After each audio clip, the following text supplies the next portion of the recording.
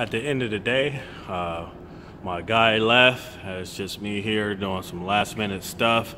I actually have to wait for a customer to come, and so I'm just here tidying up. So I thought I'd give you guys a tour, a more in-depth tour of the shop. And I know I did a video recently on what we typically look like work-wise, but why don't we do a tour of the shop itself? So we'll do a little more in-depth tour of the shop, and maybe a toolbox tour, and just sort of show you my little operation. So here I am in Unit C. This is what it looks like outside the shop. I'm in a bit of an industrial area.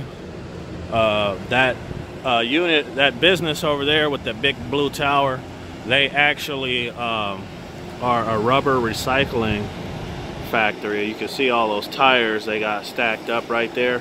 So they send it through some machine, and it just hacks all the tires up into teeny tiny little rubber bits, and they recycle them. So those are our neighbors, and then we got a recycler right here, and more auto repair businesses where those blue doors are. And then there's a dismantler right here just over this gate. And then this is my unit here. Both roll-up doors are mine. And Unit B over here, a guy leases this one out, and he just has like hot rods and stuff like that. It's sort of a storage for him, and he stores all his classic stuff. He's got some pretty nice stuff in there. He's a really nice guy. And then D is empty. So this is pretty much how it is around here. It's quiet. No one really comes here. It's just me and Desmond for the most part. A guy I hired that works with me, and we pretty much are by ourselves in this unit. And you see I'm driving my Jeep Grand Cherokee today because my 2017 GMC Sierra is in the shop. My garage door at home came undone and fell right on my roof, man. Put a nasty dent in there. So I got it at a body shop, getting that taken care of. In the meantime, I'm driving my Jeep Grand Cherokee. Anyway, so that's what it looks like outside. Here we are in the shop. I'll take you into the office area, and then we'll talk about some tools that we use and some of the work that we got in the shop right now. So this is my office here. And like I said, this is a real world tour. Nothing's been staged, so excuse the filthy bathroom, but this is our restroom. Gets dirty. Like I said, I didn't stage anything. This is pretty much how it looks in here at the end of the day. Here's our little waiting room, although we don't really get a whole lot of people who wait. Because most of the services we do are larger services. Here's our TV if we want to watch a little Netflix. We got a little NES Classic, play a little Street Fighter, a little Punch Out on breaks. So this is the office area, and this is pretty much where we hang on break and things like that. As you can see, the place is a bit of a mess. Nothing's been staged or anything like that. So this is the office area. Back out in the shop, I want to talk about this Range Rover I bought. I picked this Range Rover up for $3,500, and it's got a misfire due to a blown head gasket, but it still starts and runs. It's just burning coolant in I believe cylinder 5. So I'm gonna pull both heads off and get a head job done on that. So yeah, I don't know if I'm gonna keep it, give it to my wife, sell it, probably likely just sell it. I don't really need another car. She likes it, she might keep it. But anyway, for $3,500, I thought it was a good deal. I know I could put about $1,000 into it to fix it, and I'll have me at $4,500, and these things sell for 10 grand. So why not? I don't typically flip cars too often, although I can. So I thought that was a good one. I might make a few quid off of that. This guy wanted an engine swap, and Yeah, this truck has seen better days, but it's his work truck, and you know, he didn't really care.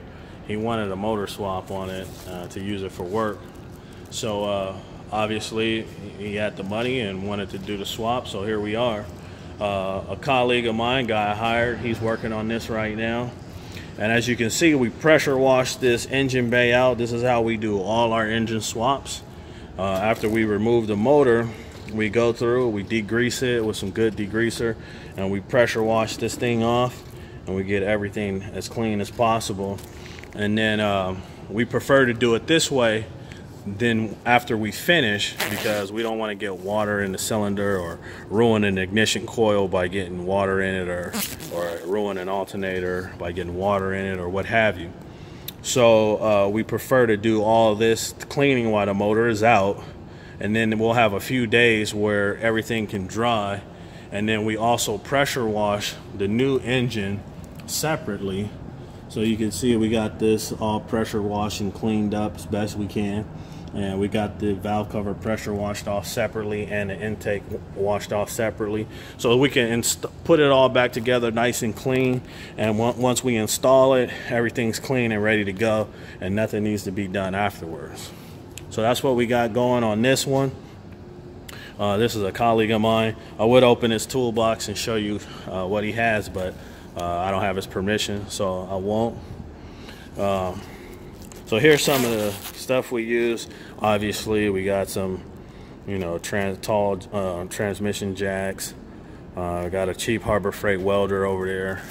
Here's our just some battery terminals. We'll just snatch one if there's a bad terminal. A lot of times we'll swap them for people, no extra cost. You know, just pay for the terminal and no extra labor or anything. Battery tester, some of our chemical aisle, our chemical section, you know, carb clean, stuff like that, motor oil, we try to keep in stock. That's a K&N filter from my 2017 GMC Sierra pickup. I haven't installed it yet. So here's a fan we use when it gets hot, our oil waste and our antifreeze waste right there, and we throw our oil filters in that blue recycle can. And then of course we call and have that stuff picked up once it's full. And so we'll move over here. As you can see, here's the old motor that came out. It's pretty dirty and nasty, and so was the engine bay, so we got it all cleaned up. But we do every engine swap like that, not just this one. Here we are over in my work section. Here's my toolbox that I work from. We use Identifix as our main source of information, and they're okay. I don't really have a problem with Identifix.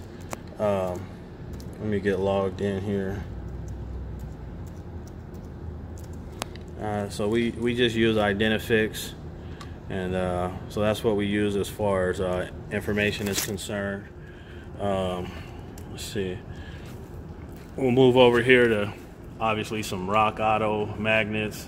Who doesn't have those? I got a ton more of those. So yeah, and then we'll come over here and I'll show you what we got on the workbench currently. It's from that engine swap. Like I said, we pressure washed the intake manifold separately and the valve cover separately, so when we put it all together with new gaskets and whatnot, you know, it'll be nice and clean already. You can see here's what his intake manifold probably would have looked like before we pressure washed it dirt wise. There's a flywheel, so we'll run a palm sander around here and clean the surface up with a palm sander, and just get some fine sandpaper and get the palm sander and really work it. And so that'll be nice. You see over here we got a motor that's about to be thrown in, transmission that's about to be thrown in. That transmission's for that silver SUV. This motor here is for that Acura up top. So those are next.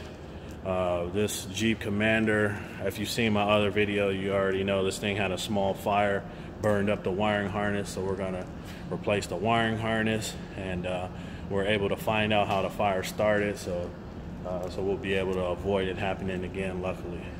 Okay. Hey YouTube, sorry I had to cut the camera off.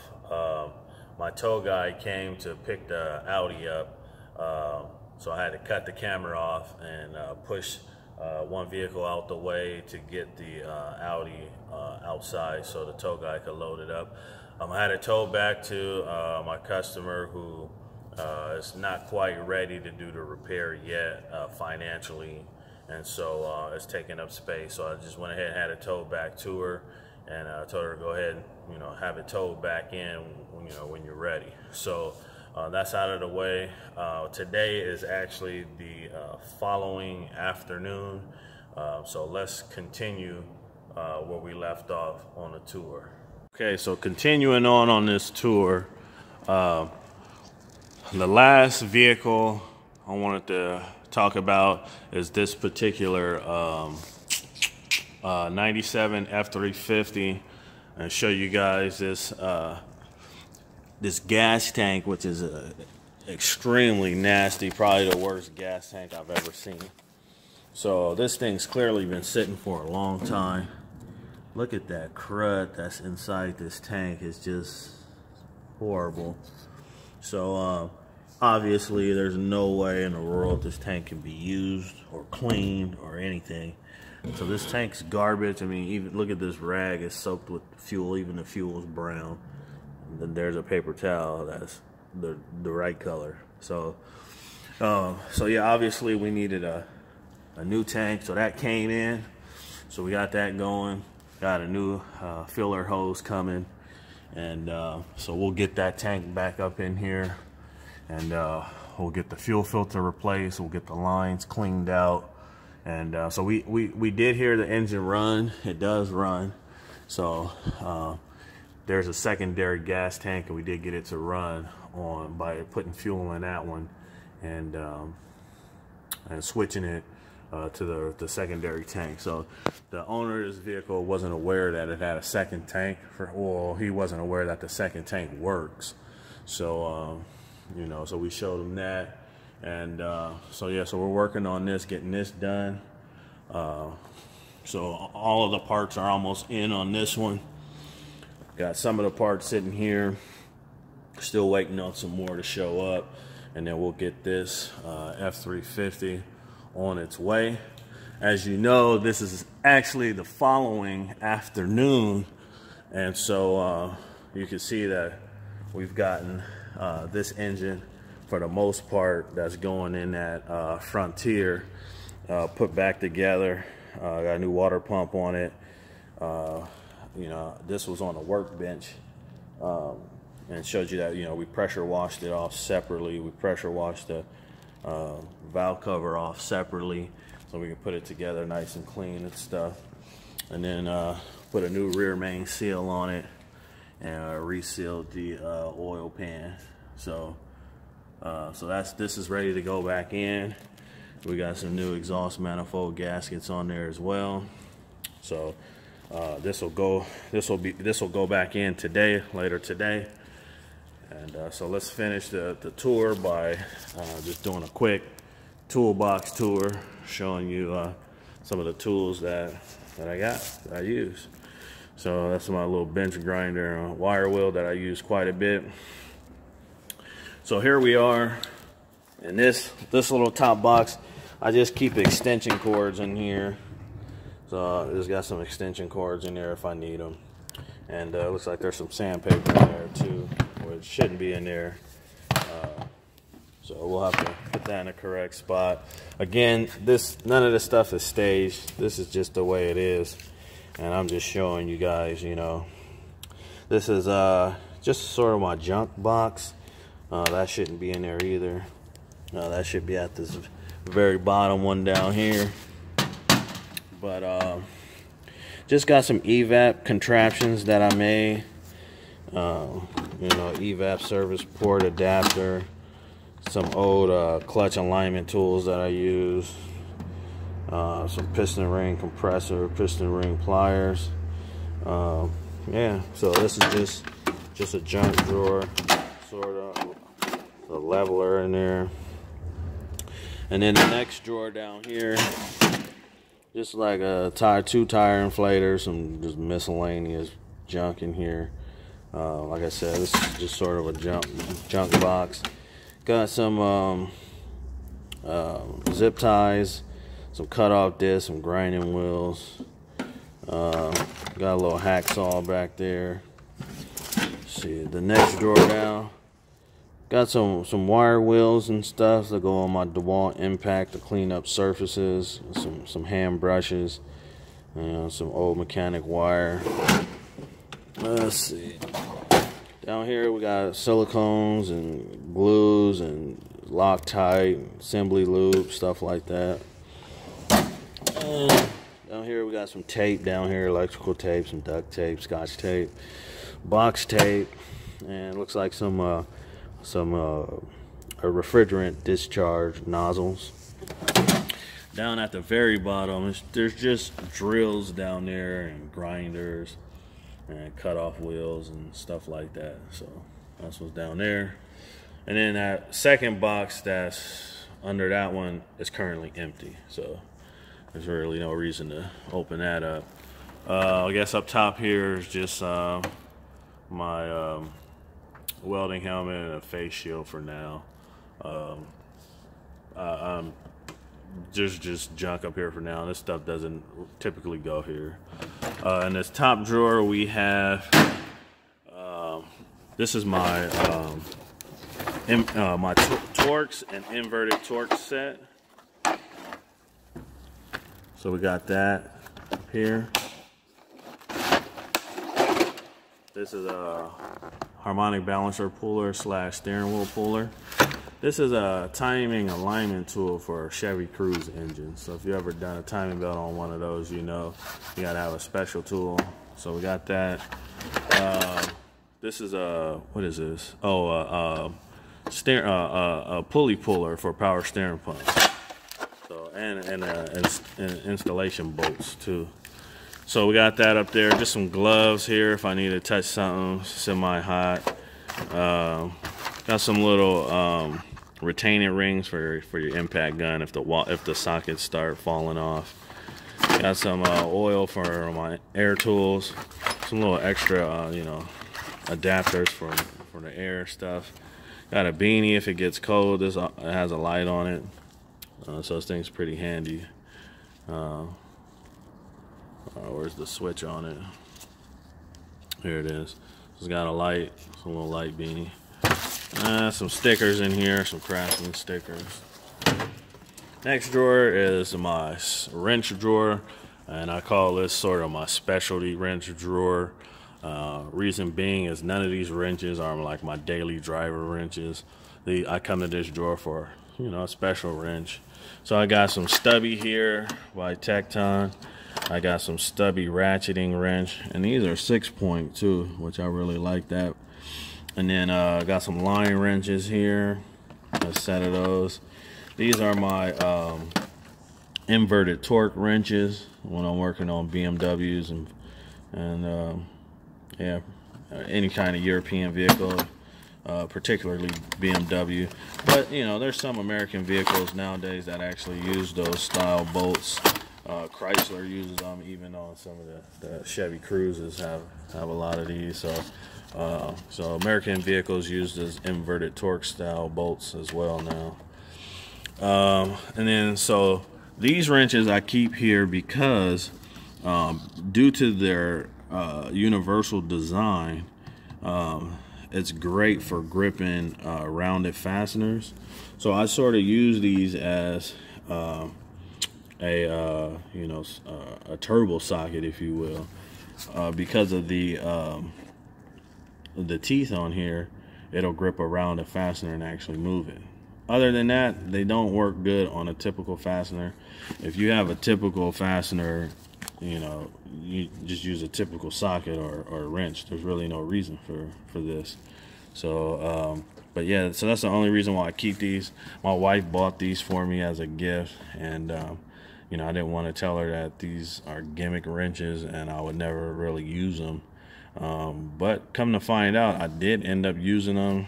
I've gotten several rounded fasteners off with these, so shout out to my wife for buying these. She got me out of a jam not even knowing. All right, and on these wrenches, these are a right tool, and on these particular wrenches, I don't use them as my daily driver wrenches, although these are phenomenal wrenches. The reason why I don't use them as my daily driver wrenches is because they're not long enough. They're just a little too short for my liking. You know, this is a 17mm wrench, and it's pretty short. But I do use them for this serrated edge or the teeth that's in there, because they do grip fasteners really well on the open end side. And so I use these sort of as a specialty tool if I need to put a lot of torque on an open end. For some reason I can't get a box end on it and I have to use the open end.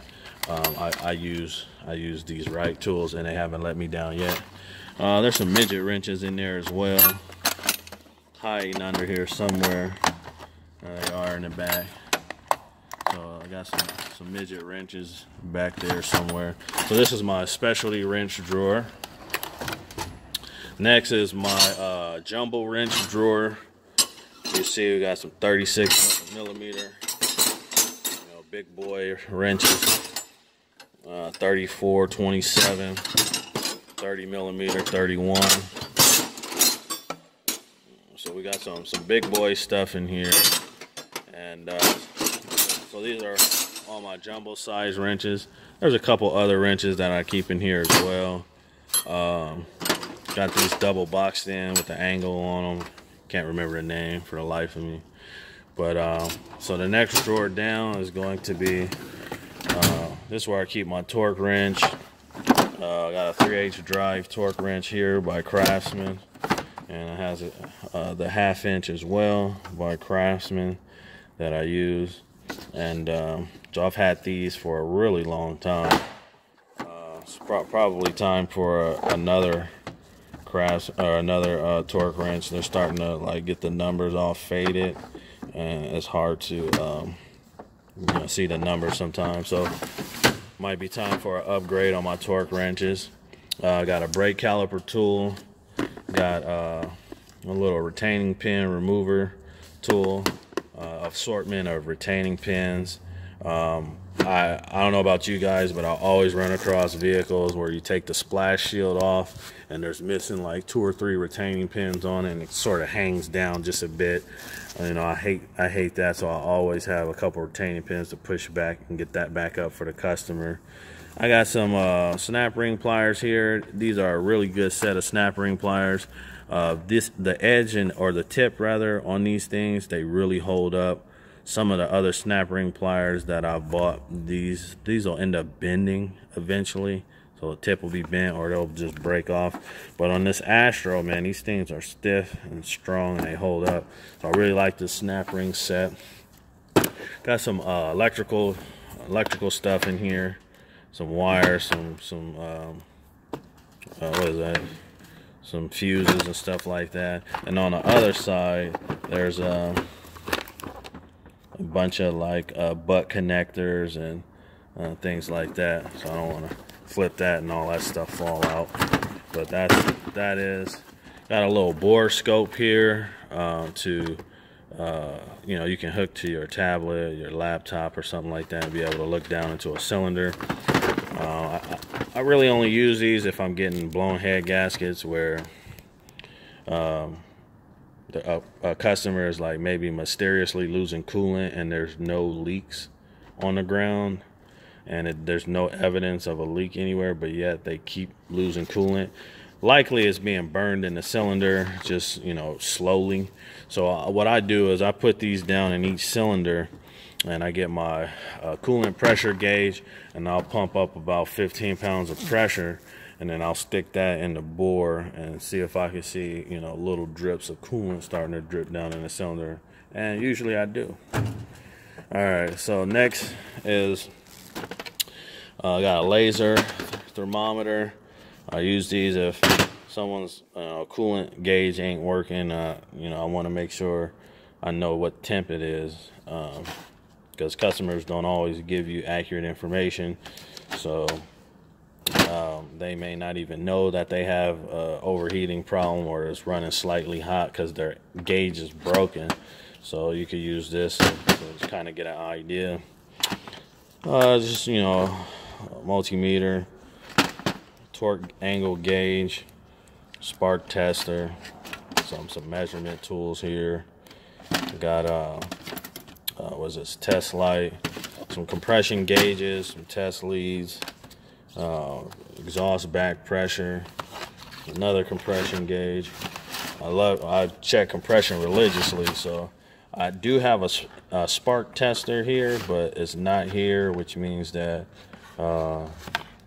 Desmond, a guy that works with me, probably has it, and he has a problem putting things back. So I'll have to go and find that from him and remind him to please put my shit back. All right, moving down. This here is just, you know, I ain't gonna say a junk drawer, but I just sort of throw stuff in here. It's not really well organized. Just, you know, hose hooks, you know, big picks and hooks. Got some oil change stuff.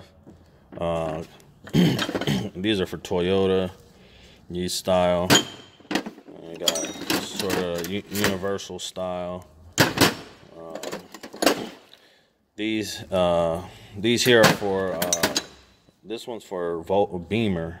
I get a lot of Beamer. You know, the oil cap housings off with this size here, and this one I use for Volvo. Get a lot of the Volvos off with that one. And this is a BMW fan clutch tool here. Just got some jumbo pliers. I usually hold cam sprockets, you know, hold them steady with the big pliers while I bust a bolt loose. Just got some disconnect stuff, fan clutch tool, seal puller. So you get the idea of this drawer.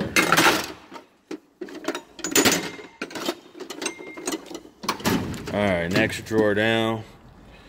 Got a harmonic balancer puller, specifically for Chrysler. Works on some Chevy too. This set is a triple square bit. So we got those. Got an impact driver in here. We got just some driving tools, some chisels and stuff like that. A few files in there. This is actually a tap and die set, a metric set that I got from Harbor Freight, and this thing really works well. I actually saved a guy a ton of money who brought me the vehicle, and he had a stripped out crank bolt. The threads were stripped out, and he thought he was going to need a new engine. Every shop told him the threads are damaged on a crank, so we can't put the harmonic balancer on. And you know, he thought he was going to need a new engine. I told him I might be able to, you know, fix it depending on how bad it is.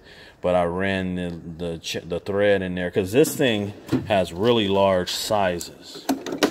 Really large sizes. So, you know, luckily I had the correct size.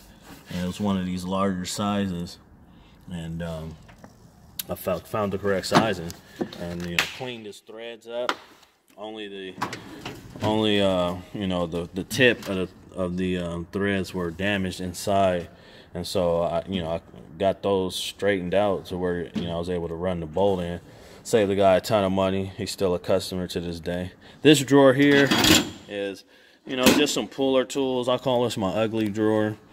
Got this, man. An old man gave me this once, and you know, I was supposed to paint it and clean it up, but I don't use it too often. But this thing works great for stuck drums and stuck hubs and stuff like that. Got a chain wrench here if you ever gotta hold a cam sprocket in place or a harmonic balancer in place. Got that, and, you know, some spring compression tools, stuff like that. So that's what's in that drawer. This drawer here, I got my radiator pressure tester by Pittsburgh, which is, believe it or not, a pretty good set. I've been told myself I was going to buy a better one, but honestly, there's no reason to. This thing works really well. There's an adapter for everything. I usually can get what I'm trying to get done with it, so there's really no point in buying another one. This is my cam and crank alignment tool. This is used to time Volvo engines, because Volvo engines do not have timing marks whatsoever, nor do they have keyways. So you need special tools to align their cam and crank. Oh, these are to remove rounded fasteners. Here's an Irwin set too.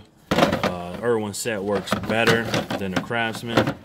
So, but in some scenarios, you know, I'd have to use this one over that one.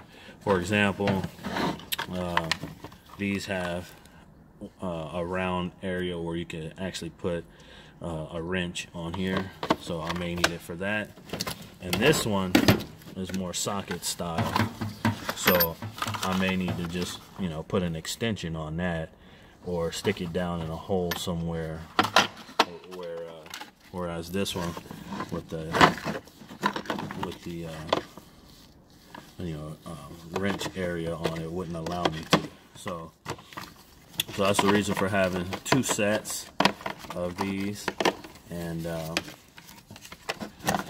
anyway, moving on to the next. This is my big launch. This thing does quite a bit, so pretty fond of this launch. Scan tool, and then just a quick and easy Craftsman scan tool. Here I got a refrigerant sniffer and an oil pressure test kit. So that's what's in this box. These are my daily driver sockets here. These are snap-on, and these are the mid-length sockets. And then my shallow sockets are made by Williams. Okay. And then these are my swivel sockets made by Sunex. My 1/2" stuff is Craftsman. And then I got some 12-point here, which is also Craftsman.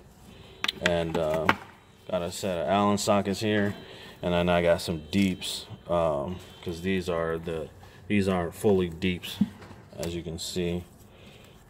These are the mid deep sockets. So I use these quite a bit. I love the length on them. And then of course I got my true deep ones. Here's the ratchets I go to. This is a Pittsburgh long handle, excellent socket, or excellent ratchet. Nothing wrong with this ratchet. Got a gear wrench flex, slightly shorter than this one. And then going down the line, we got a straight snap-on long handle. And then this ratchet here, although it doesn't get much use these days, this is a, was it Stanley? No, Husky. I love this ratchet. I've had it for so long. This ratchet has fixed so many vehicles. I've done so much work with this ratchet. It just feels good to just have it here with me. Although I don't use it anymore, I'm just grateful for all the work that is done. So I just like to keep it here. And then this is my favorite ratchet, of course. I love this thing. Oh man, if I didn't have a warranty on this, I would keep buying it even if it did break. I love this ratchet so much. It's perfect. It fits into everything. It's got a great tooth count. It's got just enough length on it. It's pretty durable. Great ratchet.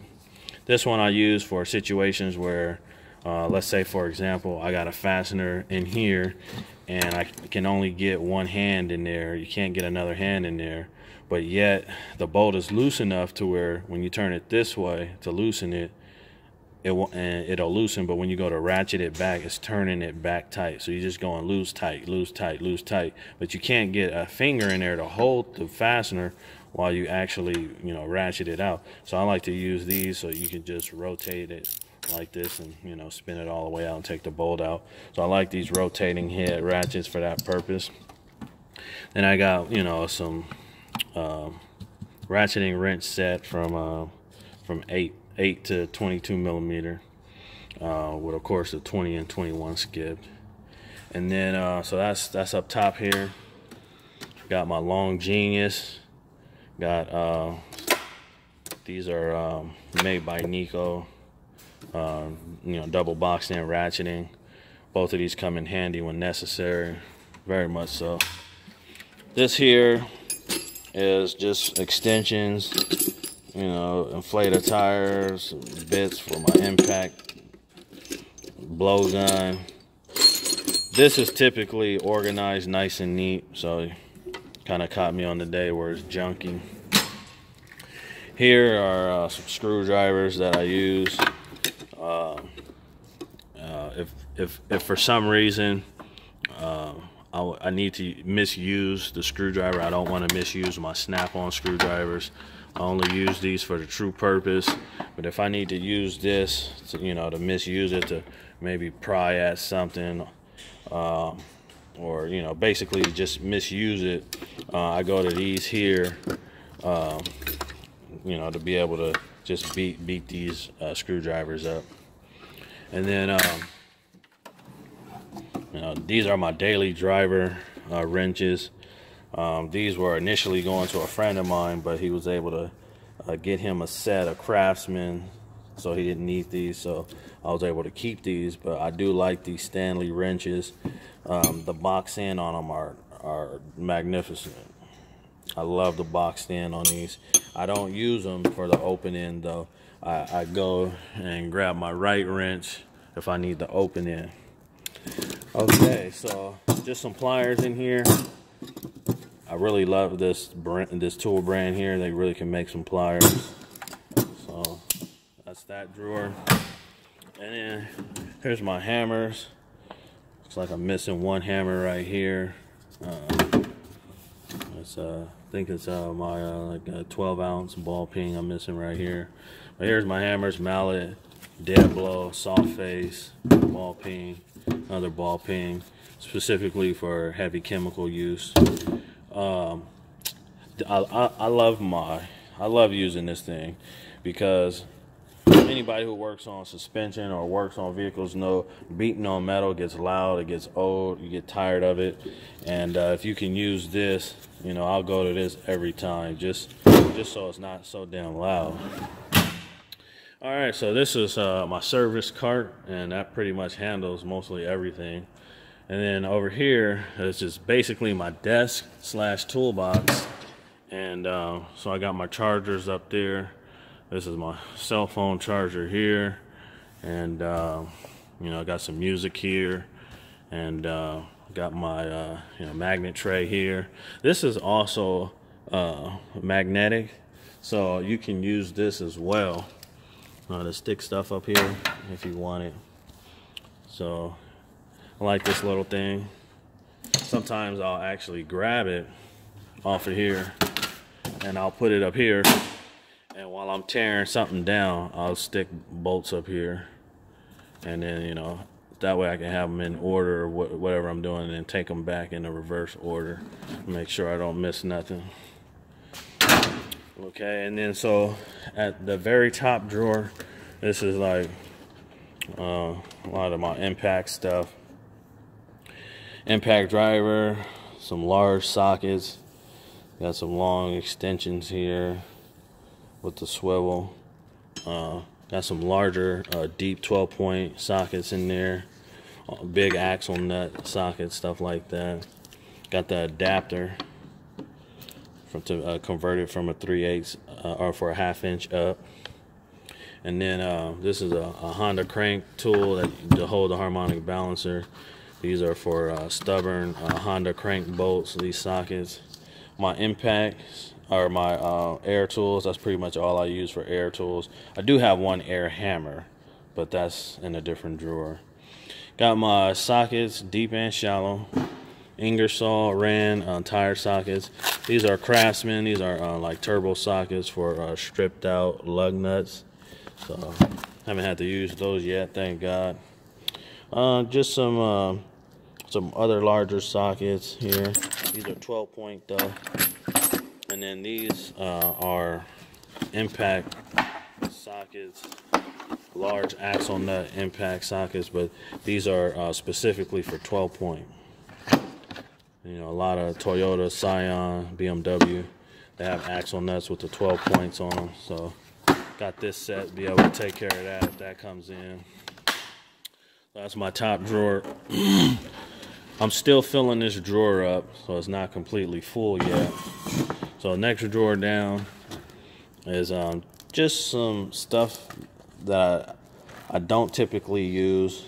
Magnetic socket holder, or magnetic, fastener holder into your socket. Hood prop, I do use that a lot. This is from Harbor Freight. It's got 1/2 inch or 3/8 and quarter on one end, and it's like a real skinny profile. And then these are my wobble set. So usually all my extensions are in that Mobil 1 drawer, but if for some reason it's got to be a wobble, I do have those. I'll come get them here. Just some ratchets that I don't use too often. Not that big of a fan of the roto head design. They come in handy on a quarter though. You sort of just like use it as a driving tool. But I don't, on the 3/8, I just didn't find it that handy on the 3/8 or the 1/2 inch. These I don't find too handy. I know a lot of people do. Just for me, the way I work, I don't really find them too handy. So you can't put a whole lot of torque on it. Usually, if you can do this, you probably can just spin it out by hand. So we got that, and then I don't think there's nothing in the next drawer. Here I just got some gloves and stuff. This is not a permanent home for it, but I just had AutoZone drop off some stuff, so I just put it there for now. At the bottom drawer, I got a vacuum pressure gauge. Got my cylinder leakage test. Love that.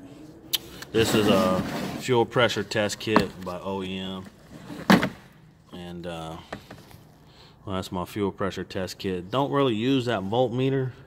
I already have a voltmeter. It's like already put together, so I don't really use that. But I do use the gauge and the adapters for the gauge. And let's see. Here's my Ingersoll air ratchet, or excuse me, air hammer, which is a pretty good air hammer.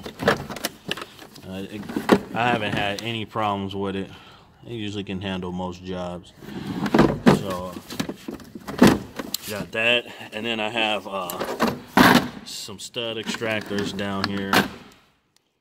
So we got the stud extractor set. So that's what's in my bottom drawer. Of course, got an extra shirt just in case I take a fluid bath on accident or something like that. Let's see, this is becoming my junk drawer.